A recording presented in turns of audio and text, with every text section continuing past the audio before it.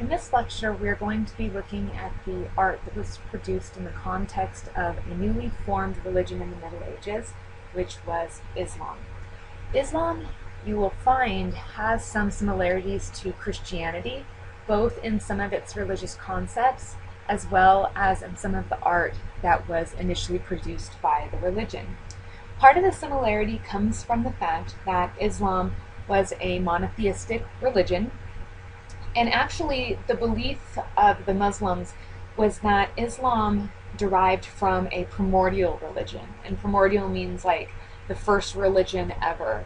And so there was a first religion ever. And from this primordial religion developed Judaism, Christianity, and Islam, excuse me. And so they all come from the same source. But the people of Islam believe that theirs is kind of the more purest and truest form of this primordial religion. Islam originates in Arabia around the early 7th century, and the religion was founded by a historical figure, so someone who actually lived, and this person was Muhammad, who was believed to be the last prophet of God. So Muhammad founds this religion, Islam, and he very quickly works to spread it far and wide. And after he passes away, his successors, called caliphs, continue to spread the religion. And from this map, you can see that it spreads quite extensively, moving out of the Arabian Peninsula into Africa, and very much to the concern of the Europeans, the religion does go into Spain as well.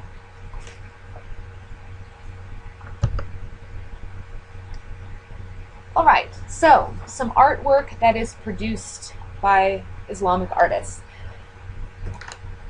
Islam is known as a religion of the book, which means that it has a religious text that helps to lay out the principles of the religion. Christianity is also a religion of the book, with the Bible, as is Judaism. So the book which guides the practice of Islam is the Quran. And the Quran is considered to be the holiest text of Islam because it holds the literal words of Allah. So with the initial creation of Qurans, this was considered to be an especially important venture on the part of the artist, because the artist was acting as the intermediary between the reader of the book, the practitioner of the religion, and of Allah himself. So it was very important that the artists make the most beautiful and the most artistic Quran that would be possible. Now, for the Islamic religion, and in terms of the art they produce, the written word is very important. It's considered to be a work of art in and of itself. And so we see much of the time words in art that are in the form of calligraphy, which is the fine art of handwriting. And I think that the Arabic script especially lends itself well to calligraphy because it has this beautiful, very organic, linear appearance to the letters and the text. The other reason why calligraphy is so important as a part of art within Islamic art is because in the earliest forms of art, it was not considered appropriate to show representations of people or of animals. And we call this type of art non-iconic or aniconic, no images. And it was because it was considered sacrilegious to create that which the creator creates. So as you can see here then, instead of having representations of man or of people, we have calligraphy, but we also have a lot of pattern. Okay, pattern factors in very prominently to Islamic art. And there are two types of pattern. There are geometric patterns, which we don't see here. And then there are arabesque patterns, which are more common with what we're seeing here. And arabesque patterns, there's two components to this type of pattern. One, the pattern contains organic form, so it's like leaves or flowers, foliage of some sort. And two, that organic pattern will meander or will kind of move in these kind of wave patterns across the surface of the artwork. Arabesque patterns. Now, this idea of having pattern in art, particularly religious art, this is not something that is unique to Islamic art. Pattern actually factors in quite prominently to religious art. For example, we see it quite often in Gothic stained glass. We see it in Buddhist mandalas, for example. And the idea with pattern in religious art is it's meant to act as a point of focus. So you focus on the pattern and it kind of pushes all the other thoughts out of the mind, and it allows for you to really concentrate and contemplate the religion. Now, I have to say that I think that Islamic art is some of the most beautiful art that's ever been created. Just simply by looking. So, so, so beautiful. And there is a purpose to this beauty. The idea is that when you look at a work of art this beautiful, that it's meant to create a pleasure in reading, that you will be very pleased in reading the Quran because it's so beautiful to look at, and it also will bring beauty to the words of Allah. Now, one other thing to mention before we move on, the Quran that we see here and others produced like this during this time is an example of what is called an illuminated manuscript. Basically, illuminated manuscript is a book that has paintings or other kinds of representations that help to bring a sense of artistry and sometimes illustration to a book. And this is, prior to the printing press and things like this. So they take a lot of time, a lot of artistry to make these really beautiful illustrated texts. The illuminated manuscript is a very popular and common form of art, not only with Islamic art, but during the Middle Ages in general. And you'll come to see that when you read your Middle Ages chapter. So here we're looking at Dome of the Rock, which is considered to be the first great achievement of Islamic architecture. This is the oldest known Islamic architectural structure, or the oldest surviving, I should say. This is the oldest surviving architectural structure. The Muslims took this city of Jerusalem from the Byzantines in 638, and to celebrate their presence in this city that was and does continue to still be sacred to both Jews and Christians, they built this structure, Dome of the Rock. So you'll see at the top here that we have what looks like a circle, but it's actually a crescent moon with the tips of the crescent touching. And this is a later symbol of Islam. This is not a symbol that originates with the founding of the religion and the earliest works of art. So this was something that was added in later. And this is kind of like the cross of Christianity, which just as a way to mark that this is an Islamic structure. I did some research onto the origins of the symbol, and I found a couple different possibilities. One possibility is that their crescent moon represents the guidance of God, that traders would have to walk through the dark at night, and the crescent moon helped to lead them. And then I also read that the symbol actually was found on the Ottoman flag, which was the largest Muslim empire in the history of the religion in the mid-1800s. And so it's just a symbol to represent the power and the dominance of Islam. Now, with this, the structure, we have a round structure, which is called what? It's called rotunda. And we can see that this rotunda has an emphasized entryway.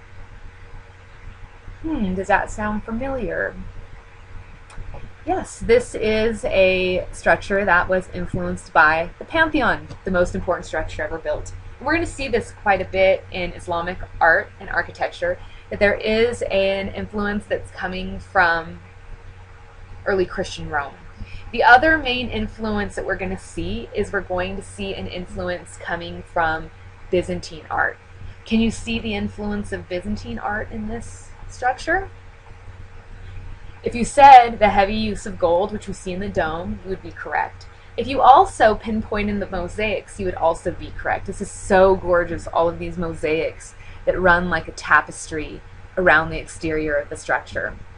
The mosaics are most certainly Byzantine in their influence, and in fact, with the earliest of Islamic mosaics, it's very difficult for us to tell the difference between Islamic and Byzantine mosaics because the Muslims imported in Byzantine artists to help initially create their artwork. So there's a very close similarity between Byzantine and Islamic mosaics for that reason. So this is the Dome of the Rock, and it gets its name from the relic that it contains within. So a relic is a holy object, and this acts as a way to sort of protect that holy object. And in this case, that holy object is a rock. So this makes the Dome of the Rock a pilgrimage site. It's not a mosque or a church, but a place for Muslims to travel and to make significant religious journeys to see this rock. And the idea is you go in and then you walk around the rock, and that's the act that you commit as part of the pilgrimage. Now the rock is significant because it was believed to be the site from which Muhammad ascended up into heaven on this like spiritual journey that he was having, and that was a really significant moment in the history of Islam. Also, coincidentally or not, this happens to be the same exact rock that it was believed the Temple of Solomon was built on, and also it happened to be the same exact rock where, as told in the Bible, Abraham almost sacrifices his son Isaac. So this is a site that has religious significance to 3 different religions. Now, initially, when Islam was first founded, the capital city was in Medina. And because of the growth of Islam and a little bit of persecution that they were facing, the capital moved to what is today Damascus, Syria. Now, once the capital moved to Syria, there created this immediate need to build a mosque, which was like, a church. And this couldn't just be any old mosque. It had to be a great mosque. It had to be a very large mosque to accommodate the large amount of people who were converting to the religion. But also it had to be a great mosque because it had to be, a celebration and a testament to the power of Islam in the capital city. So they built the great mosque that you see here. Now again, we're looking at this idea of a location that's significant to multiple religions simultaneously. They didn't just build this mosque in any old place. The site of this mosque was initially a pagan temple. Then that pagan temple was torn down and they built a Byzantine church on it. And then they tore down the Byzantine church and they built on top of it the great mosque that you see here. Now the form of the great mosque is also not an accident or a coincidence. If you look here at this picture, you can see that the great mosque is based off of the form of the Roman Forum. And so the Roman Forum was a collection of buildings, as you can see here, that situate around a rectangular courtyard. So the same sort of thing that we're seeing here. Here we have the basilica, which we know now was initially a secular structure used primarily for judicial services. The basilica later adopted as one of the main building types of early Christian churches. So the Muslims adopt this form as well, the basilica form, which you can see here, this large, long, rectangular structure, and that also acts as their mosque. Okay? And we call this the prayer hall, the place where the Muslims go in and they worship. Now we also have the courtyard. Now with the courtyard, okay, there's very specific function here in terms of Islamic religion. Okay, it's not just simply the courtyard for gathering and things like that we see in the Roman Forum. So, the courtyard is called the San. And you have your spelling here on the screen, the San. And the courtyard, first of all, represents the origins of the Muslim religion. The courtyard was the initial place that people practiced the religion. So when Muhammad founds Islam, it's not like they had a church already built or they immediately built a church or a mosque for people to pray in. The initial practitioners of the religion would meet at the home of Muhammad, particularly in the courtyard, and that was where the earliest practitioners would pray. So the San represents the origins of Islam. Now there's also some functional components, okay? If there is no room in the prayer hall, then an overflow of people could sit in the San and they could pray from there. The San also acts as a place of preparation. In the Islamic belief system, before one begins to pray, they should, if possible, engage in a cleaning where they clean their hands, their feet, their faces, so that they can more properly appear before God or Allah. This often happens in the San. So the San is that space for people to conduct in this washing before going into prayer.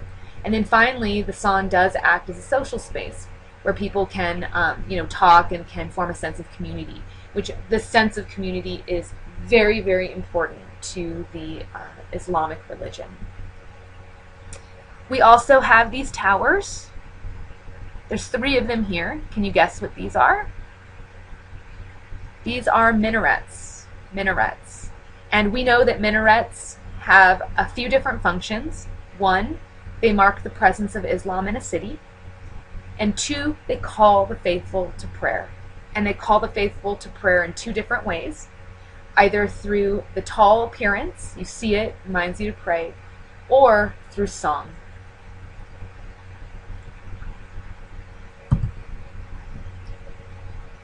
Prayer hall.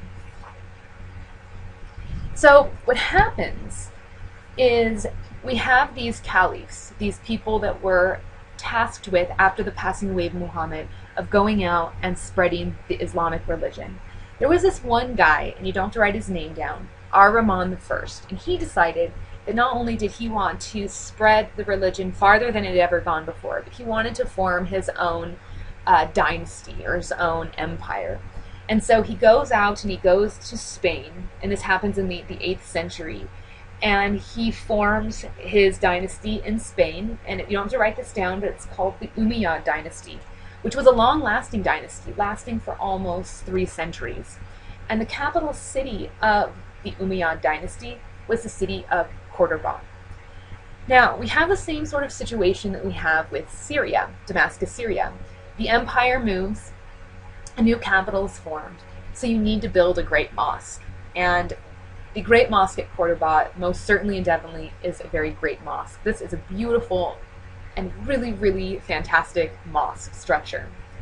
So you can see on the dates that it ranges from 8th to 10th centuries. And what this means is that the mosque is initially constructed in the 8th century, but it does undergo a series of renovations through the 10th century. And I'm going to show you a 10th century renovation in the next slide.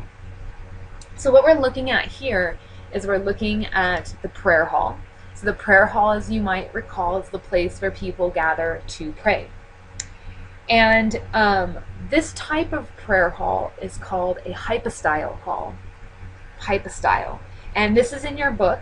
You actually learned about hypostyles when you were doing your reading on Egypt. So this is yet another architectural form that has its origins in Egypt. Hypostyle hall, which basically just means columned hall. So a room filled with columns. 514 columns here. Now what's interesting about these 514 columns is, as you can see above them, they have this very unique double arch system. And this is here for a couple of reasons. Now first of all, this mosque does not have like a lot of windows and openings. It is very large in size, but it kind of is a little bit phoby because it doesn't have natural light or windows or things like that. You would think in a windowless room with 514 columns, it would feel very claustrophobic, it would feel very crowded. The double arch system helps to raise up the ceiling to alleviate that sense and actually make the room feel larger and not so spatially oppressive. We can also see that there are, with the double arches, we have 2 different colors that are seen here. Now this does a couple things. Okay, first it does give a decorative aspect to the interior, and we know that this is something that is very common with Islamic architecture. I didn't really make this point clear yet, but if you think about it, I think you can see what I'm saying. Think back to the page from the Quran. Think back to the exterior of Dome of the Rock. Very, very decorative. And with Islamic art and architecture, that really is an important component to make it as fancy as possible, filling in the empty space with as much decoration as possible. But remember, it's going to be patterns or it's going to be text, calligraphy, not representations of people or animals. Not yet at this point. And in this, it makes Islamic architecture different from early Christian. Early Christian architecture, and this is also seen with Byzantine architecture, plain on the outside, super fancy on the inside.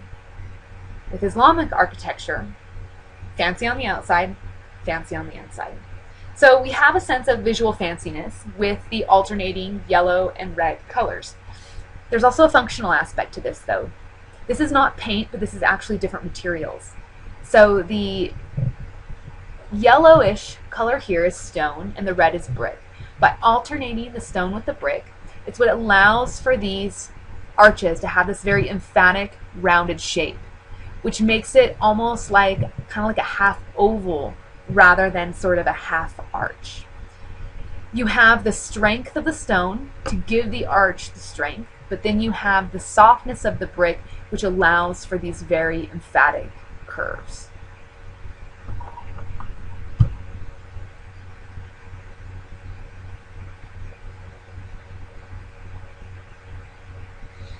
So here we have a 10th century renovation. And there's a few different things happening here. Now I want to explain really quick because this can be kind of confusing with the picture.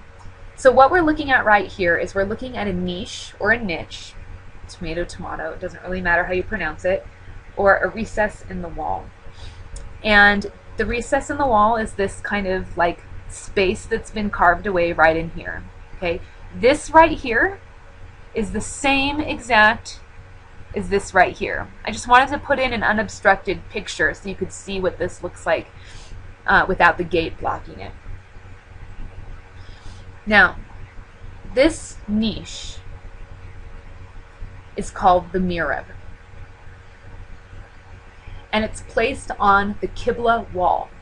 Okay, so this whole wall is the Qibla wall, and that's the prayer wall. And then this niche, this part that's like cut away from the wall, is the Mihrab. The Mihrab is very important, arguably the most important spot in the whole mosque, certainly the focal point of the mosque, because the Mihrab indicates the direction of prayer.